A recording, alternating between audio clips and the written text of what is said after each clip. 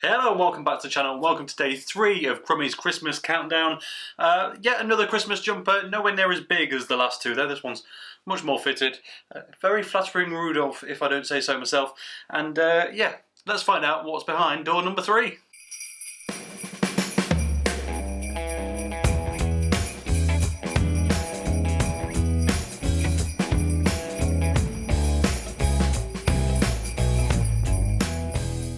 Here it is, Dark Mile from Glen Spean Brewing Company. For those who follow the channel for a bit, a few months ago I did a sit down with one of the guys that owns Glen Spean. Link up there if you've not seen that video already. Really interesting brewery out in the middle of Scotland, right in the Highlands. You can see Ben Nevis from their car park, I believe. And yeah, I mean, just it's a fantastic place to make fantastic beer. So very excited to get into this one. I have tried this beer before, and I think this may be the only beer in this countdown that is true of. I've not had any of the others before. I've just seen something going awry in my beard there, some fluff. Yeah, this is a Scottish blackcurrant and vanilla porter. I also happen to know the reason this is called Dark Mile. It's not particularly related to the beer other than it's dark, but James at Glen Spean did tell me the reason for that name, which I'll go into in a little while. So yeah, before we get into it, here is a quick look at the bottle. Classic Glen Spean styling there. It's a nice little cartoon-esque picture of their store, and around the other side just some more info. Right then, let's get into it. Go for the kind of traditional straight up pint glass for this one. Nice bit of smoke off the bottle there.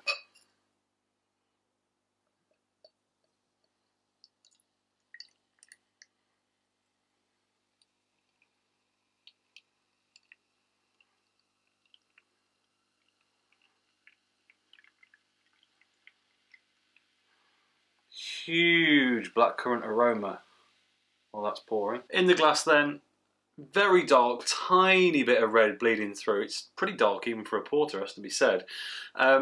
No head really on this one. It's not a heavily carbonated porter from memory, and to be honest, I'm a big fan of that. I don't like fizzy dark stuff all that much. So yeah, let's get into the aromas.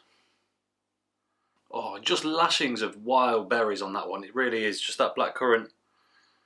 Bit of a sweetness from the vanilla, but you also get a load of that kind of porter backbone. It's got a bit of a touch of coffee kind of roastiness about it. It really does have quite a dark roast thing going on there. So awesome, let's get into it. Cheers. Ooh. Ooh. Oh, I've only had this once, and I've forgotten how good it was. It's just a tremendous kind of regular porter with just a bit of something extra. It's got bitterness, it's got sweetness, touch of fruitiness, loads of roastiness. It's not really an adjunct beer, this. I'm sure it has got stuff in it other than the core ingredients, of course, for that blackcurrant and vanilla, but it's not sweet. It's just got a tip to the hat, a suggestion of those flavours, if you like. It's really, yeah, it's really very nice. Okay, let's get into it. Top to bottom taste test. Initially, slightly sweet and actually quite carbonated on the front of the tongue. Maybe it was a bit gentle with the pour. I can never win. Then you get a nice bit of roasty nuttiness actually in that next section, just as it kind of flows to the back of the tongue.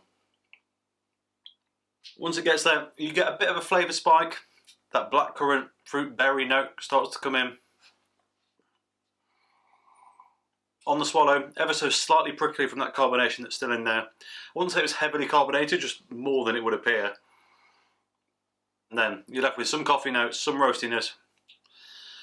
And the aftertaste, the blackcurrant comes back. Just that hint of vanilla, just a suggestion, a touch of it. It's really mellow, but it is there. It is there. And I think it's probably there throughout. We've had a few stouts recently that have had vanilla added. I know this is a porter, but you know what I mean. Darker beers with vanilla in. And I've always said the same thing. I've never really listed them on the taste, but actually, when you sit back and think about it, it's just muddled in lightly with everything that's going on, and it just makes everything, just gives it ever so slightly a more kind of luxurious edge, if you like. Mouthfeel wise, I wouldn't describe it as properly thin, but it's on the thinner side. But then it is a porter, not a stout. Something to consider. I'm happy with it, to be honest. I have no real complaints in that department. Right, well, that's that bit done.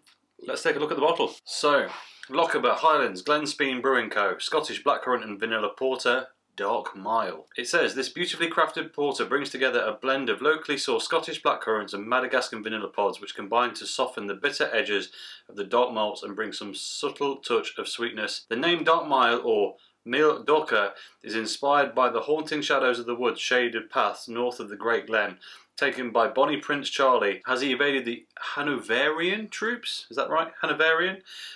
Heading for the west coast and his escape across the rugged highlands. That was the story I was going to tell you. They put it right on the bottle. GlenSpeanBrewing.com. They are in Tirrandish, Speanbridge, Inverness. And allergy advice. It contains gluten. Ingredients are water, malted barley, malted wheat, hops, yeast, Scottish black currants, vanilla paste, and vanilla pods. There's a lot of vanilla in there. Whether, let's say there's a lot. There's two different types of vanilla in there. How much is actually used, I don't know. It is definitely there, but it's not super strong. 2.5 UK units in this bottle. It's 5%. And yeah, it is just a really, really great beer, this one. I love it. I love it. And I just realised the image in the circle on the front of the bottle there kind of represents that shaded, mysterious, dark woodland that's referred to in the name. There you go. From memory, I think this beer changes a bit as it warms up. So I'm going to let this sit for a moment, bring it up to room temperature-ish. This will be cool, but let's see how it changes. So I'm just going to hold on to it for a moment and I'll cut back with you. Right then, it's been 5-10 minutes or so. Let's see how this has changed. Aroma-wise,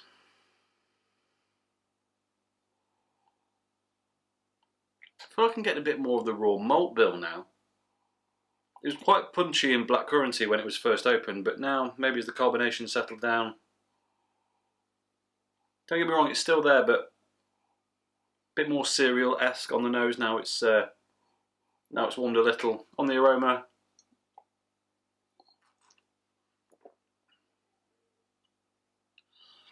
those flavours have deepened, bigger, more coffee, a bit more blackcurrant.